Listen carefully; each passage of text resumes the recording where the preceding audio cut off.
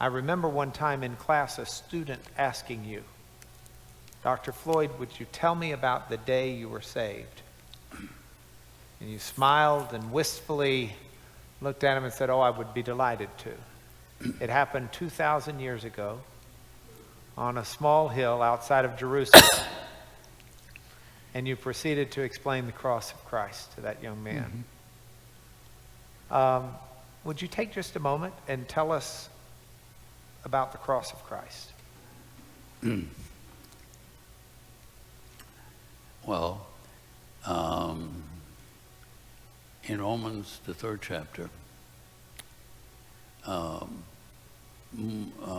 more is said about the meaning of Christ's death than any other passage in the New Testament. Of course, the cross doesn't mean simply the instrument of wood on which Christ died, but it's the cross stands for Christ's death and its meaning. And what we remember in the Lord's Supper is not simply the physical death of Christ, but the death of Christ and its meaning. The cross stands for Christ's death and its meaning. And in Romans 3, Paul explains it was a propitiation.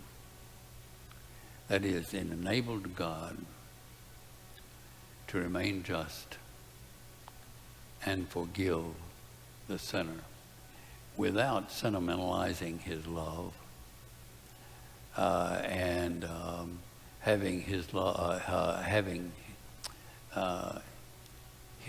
degenerate into moral indifference to sin, without having his holiness degenerate into moral indifference to sin. It was the answer to a very great problem. How can God be just and justify the sinner? How can he do that without seeming to be indifferent to sin to us and without being so to himself? Paul's statement in Romans 3 is that he might be just. Not only appear just, but that he might be just. Because of the cross, God can be something to us, which otherwise, in his own eyes, he could not be. That he might be just and justify the one who has faith in Jesus.